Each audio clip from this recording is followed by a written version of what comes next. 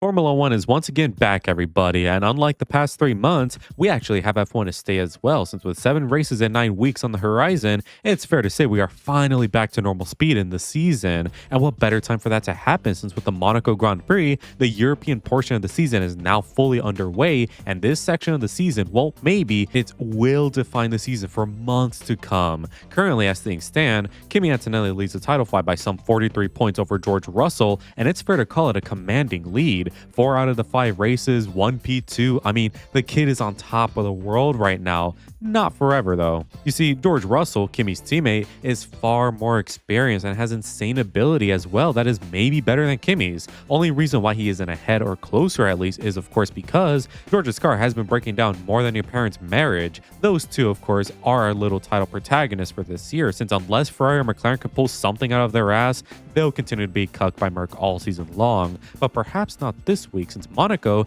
is bound to be an interesting one. A couple days ago, the track map was released, and in honor of Pride Month, there will be no straight modes in Monaco, since it is of course a very slow circuit, and because it's less engine power dependent and more chassis and aero dependent, that closes McLaren and definitely Ferrari right up. So maybe, just maybe, we can actually see a multi-team fight for pole. Not the win? Well, whoever gets pole gets the win, obviously, since let's not forget what Monaco is known for. It really sucks that we have a weekend with this high of stakes here in Monaco, since literally any other track, and I mean any other track, would be so good to witness a proper Mercedes and Ferrari race fight. Instead, we gotta hold our breaths in qualifying, which is still good, but what could have been, man? Anyways, while we expect the Ferraris and Mercs to be close, this doesn't mean Kimi and George have an excuse now to justify a potential bad performance. Again, Monaco is the beginning of the European portion of the calendar, the most dense part of it. If momentum isn't being built up in Monaco and definitely in Barcelona just 1 week later, the entire European portion could be at risk of being pure mid for a driver. I mean, look at Checo 2023, for example. George has nothing to lose, so he isn't more in favor to not succumb to this. Kimi, however, let us see how he progresses. And by finding that out, let us recap the weekend and find the winners and losers of it. Subscribe if you must, bet on everything, and let's get to quacking now. See those clouds up in the corner? That's where the rain is coming from.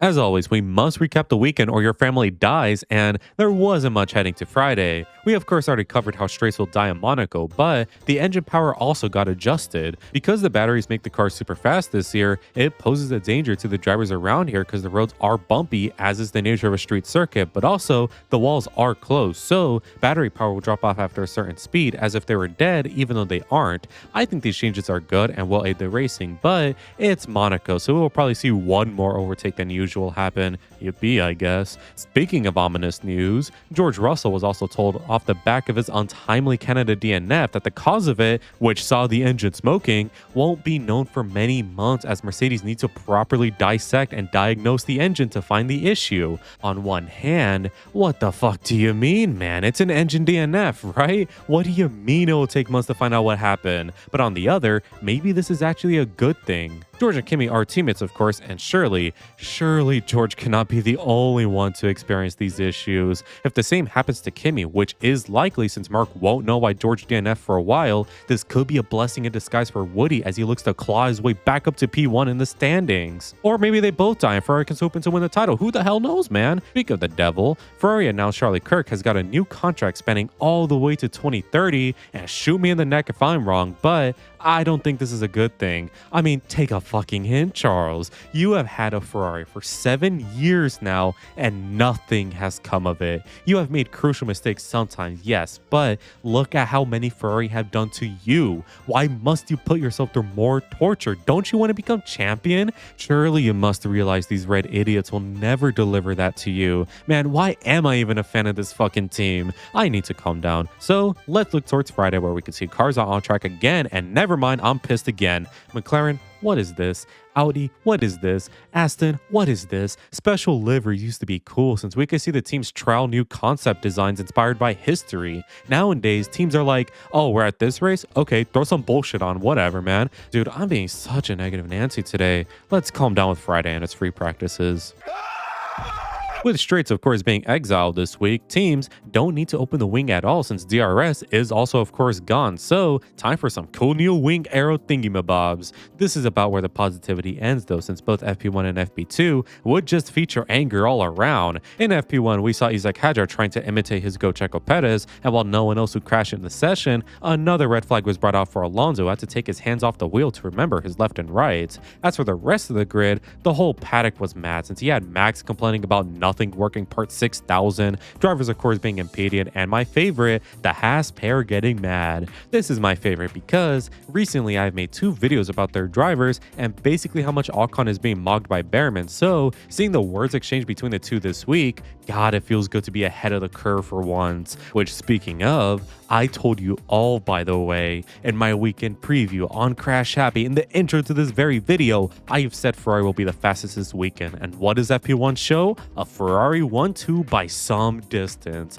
Life is so good when you're right. Let's see how long this lasts. FP2 would mostly be the same, except Lewis was P1 this time, Norris with DC, and Graham Loudon, after solemnly swearing that Caddy's cars will stop blowing in smithereens following Checo's terrifying and spooky Canada crash, blew up in smithereens once more to troll my poor Checo bear. So the running order ahead of Saturday seems to be kind of expected. Ferrari looked the fastest with either Lewis or Charles looking poised to win, while Merc trailed behind, which leaves Red Bull and surprisingly McLaren with work to do. The midfield also looks tight with Audi back in contention finally. So without further ado, it is Saturday time with boring ass FP3 and big bad qualifying. The only time this year where quali will be more consequential than the race.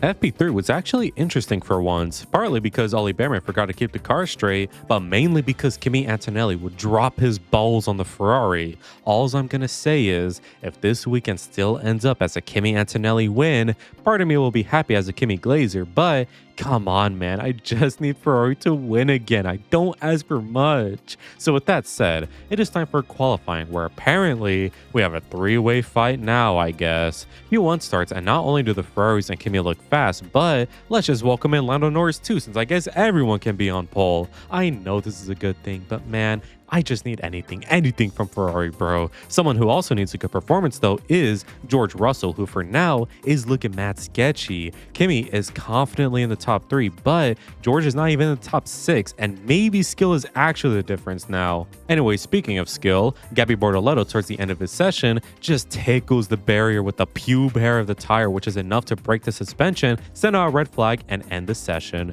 Q2 time, and what a session would be, since objectively, Q3 is looking mad spicy. You now have the Red Bulls in the mix for pole, which means Q3 could either see Kimi on pole, one of the Ferraris on pole, Max on pole, Lando on pole. What about George Russell though?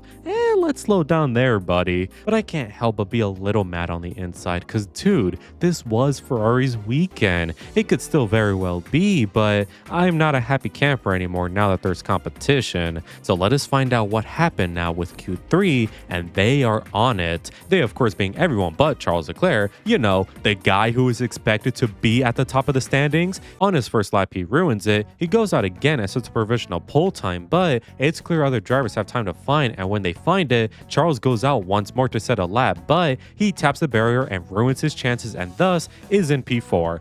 I will save my thoughts for later. Meanwhile, Kimi gets pole position after some of the closest and best driving you have ever seen. Yes, Kimi is in the fastest car, but the kid's driving is just so good and tight. How can you not be amazed? Max is in P2 after another great lap with Lewis in P3 to emulate the top 3 from Canada. George, meanwhile, is found dead in a ditch. So with the race ahead of us, we can truly see if quali is still more important than the race, or if the new regs this year have also changed that.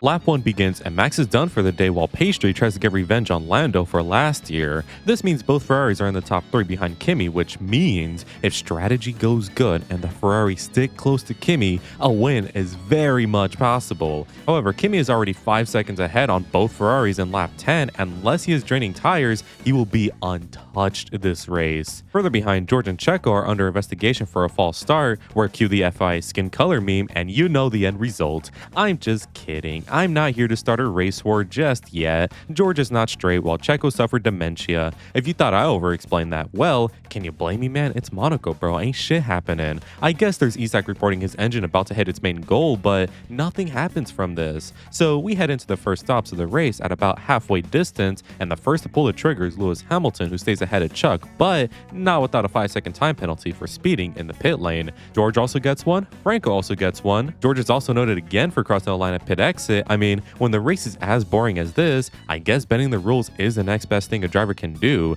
That or dying, as Max showed us, and now Lando is showing us again, which kinda irks me because if you're gonna retire, the least he could do is park the car and bring out the yellows.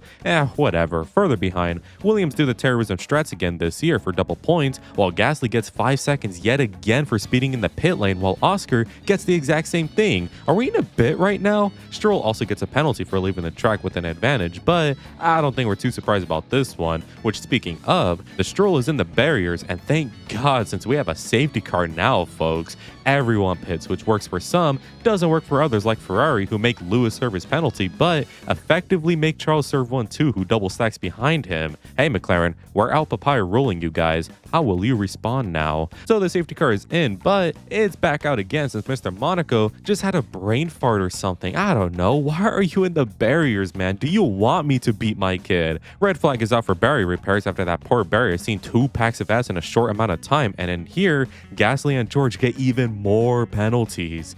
Is this a good race or not? I'm so confused. Race is finally back and Kimi keeps the lead while Sainz gets jumped by Hulk and Colapinto. So finally, the race ends with Kimi winning his 5th in a row after a generational drive from Lewis behind and Isaac rounding out the podium. For now, I have no words after this one. No overtaking happened, and yet everyone lost their fucking minds here. Penalties for everyone, crashes for everyone, either Checo or Alonso in the points.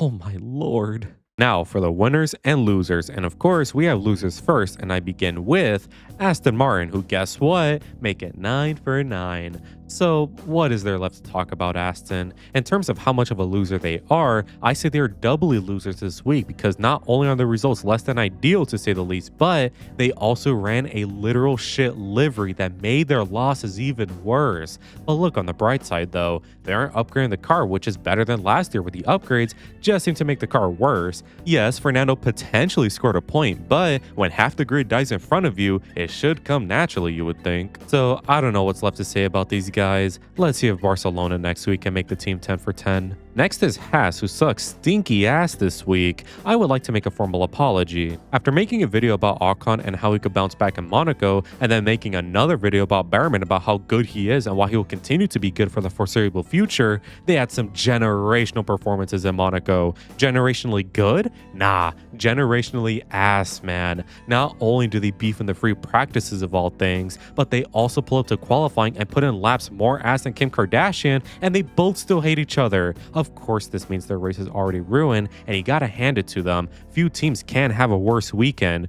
Few teams though. I was getting worried for Haas in the midfield. Now I'm pissed off because they were the best team in the midfield at the start of the year, but I guess they got a back alley lobotomy between Japan and Miami since they have not been good in the slightest since. Their mid performances right now will be their downfall soon, so let's see if some upgrades in Barcelona can be their cure. Next is Audi, who's similar to Haas. What the fuck happened, dude? I'm kinda more pissed about Audi than I am with Haas because at least with Haas it's obvious where they lie after practice. Audi, however, are not the same since coming off of practice, it seemed they were the midfield team to beat, but it just ended up being Lawson and Gasly again. Audi seem to have the problem where they look great initially, but have to get possessed by mid between Friday and Saturday since the fall off these guys see going into quali every damn week, it's too often for it to be a coincidence. I think Binotto, McNish, someone needs to stop touching the fucking car after practices are over since it really hampered them too much, and it doubly sucks too this week because they genuinely look super good. Points were very much available, but for reasons no one knows, they just couldn't make it past the P10 barrier once more, even with a penalty. Next is Charles Leclerc, who I am done defending. Charles Leclerc was signed on as a Ferrari driver in 2019 with the aim of delivering the title back to Maranello. He stunned the grid with impeccable driving akin to Max that also akin to him clearly had room to improve when some mistakes prone to happen. So while Max continued to improve throughout 2019, 2020, leading to his titles in 2021 through 2024, along with the near 5th in a row in 2025 from 100 points back, thanks to his improved driving of not crashing the car every time he is racing with someone, Charles in that time has barely moved forward. Stick 2019 Charles in a 2026 car and not a thing would be different compared to sticking 2019 or 2018 Max in today's Red Bull. It has been 7 fucking years and I am just tired of blaming all of Charles's misfortunes on the team. After a certain point, it stops being just the team at fault and starts to be moved on to you. Charles was by far the best driver this weekend, as he is every year at this track, but he just can't hook it together to take pole in a car that absolutely could have been on pole, along with crashing in a podium spot. Charles makes too many mistakes driving, and even when he isn't, it's still not good enough, especially when we have new rookies every year seemingly who get better and better. So I'm just done defending Charles. If he wants mediocrity, then let him have it, but I'm gonna stop forcing myself to pretend that there is more to come, because what we have seen from Charles in these years is truly all he has.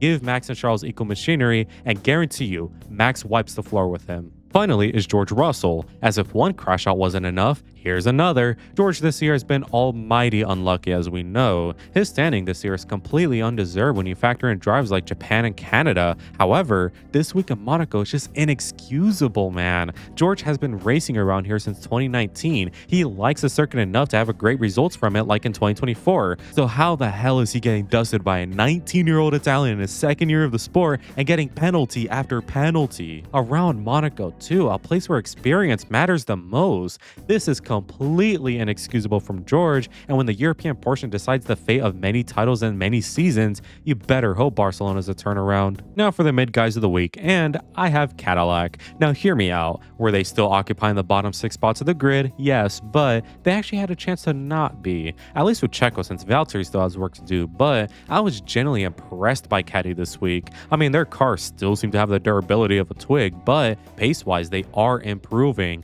Checo nearly had a chance to get out of Q1 for the first time this season, and maybe would have if it weren't for the red flag courtesy of Gabby Bortoleto. He also, of course, could have gotten points, and maybe has, but with penalties looming, I don't know. And while Valtteri is still behind Checo, he actually wasn't dead last, or at least competing with Stroll, since he was comfortably faster than the Astons. Valtteri has low-key been the worst driver this year, so the fact that he is able to start putting in performances like Checo, it does make me hopeful for Caddy in the future this season. But come on guys, your cars have got to stop spontaneously combusting, man. Like, I get you're new, but it's 2026 guys, not the 1980s. Finally, I have Williams. Truthfully, I don't have much to say since it was more of the same from them. Close, but not close enough to be fully there in the fight for points. If Ferrari are the cucks of this season, then Williams are the cucks in the midfield, since these guys cannot catch a break. Every round is them being close to the points, but getting duped by Lawson and the Alpines to deny them, so they have to resort to these elaborate strats to get anything they can. They have made progress this year, I will give them that, but much work is still needed to be done should they want to return to their form last year of comfortable points. Now for the winners, and I start with Kimi Antonelli. I mean, what words are left for this kid? Yes, he is in the fastest car, but around Monaco, he was barely in the fastest car. Red Bull were close, Ferrari were close, and when they have drivers like Max Verstappen and Lewis Hamilton, beating them is no joke. But Kimi ain't a comedian, since he beat them in qualifying and race to win his 5th race in a row now. I mean, you could cry fastest car merchant all you want, but look at his driving. It's not like Norris last year where you saw him driving the most tame drive ever to P1. No, Kimi is hauling ass in that car, pushing right to the limit in every lap and winning. The driving is reflecting the results is my point, and you will be hard pressed to find a big flaw in his game right now. Next is Lewis Hamilton for being the only Ferrari driver to be proud of this weekend. I already had my rant on Charles, but Lewis was generally really good this week, as he has been all season long.